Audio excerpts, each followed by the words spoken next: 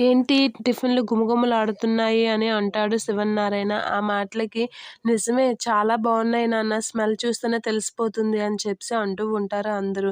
నేను వంట చేసినప్పుడు ఎప్పుడూ మీరిలా పొగడలేదు అని చెప్పేసి పారిజాతం అయితే వాళ్ళ ఆయనతో అంటూ ఉంటుంది. నువ్వు వంట చేస్తే పొగడడం కాదు తినడం మానేయాలి. నీ వంట చెప్పక్కర్లేదు కదా అని చెప్పేసి శివన్నారాయణ అయితే హేళన చేస్తూ ఉంటాడు.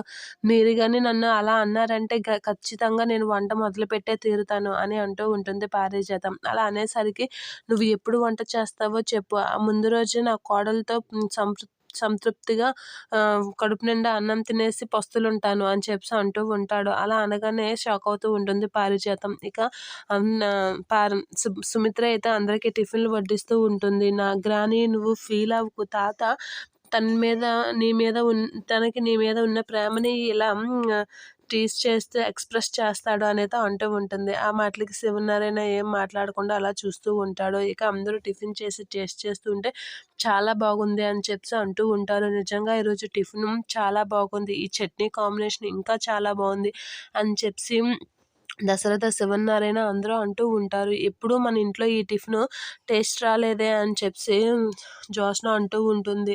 టేస్ట్ గురించి తర్వాత ముందు టిఫిన్ బాగుందా లేదా చెప్పు అనేది అంటూ ఉంటుంది సుమిత్ర. అలా అనేసరికి బాగుందంటావేంటమ్మా సూపర్‌గుంది. నిజంగా టిఫిన్ ఈరోజు చాలా బావుంది. రెస్టారెంట్‌లో గాని ఇది ఇలాంటిది పెడితే టాప్ రేటింగ్ వస్తుంది అని చెప్పేసి అంటూ ఉంటాడు శివనారాయణ, దశరథ. నిజం మమ్మీ సూపర్‌గుంది టిఫిన్ అని చెప్పేసి సుమిత్రతో జ్యోత్స్న కూడా అంటూ ఉంటుంది. అలా అనేసరికి సుమిత్ర చాలా హ్యాపీగా ఫీల్ అవుతూ ఉంటుంది. అలా హ్యాపీగా ఫీల్ అవుతూ నిజంగా మమ్మీ ఈ టిఫిను పెడితే ఖచ్చితంగా రెస్టారెంట్‌లో నిన్ను చెఫ్‌ని చేసేస్తాను అని చెప్పేసి జ్యోత్స్న అయితే వాళ్ళంతా చాలా ఎగతాళాడుతూ చాలా బావుందని చెప్తూ ఉంటుంది.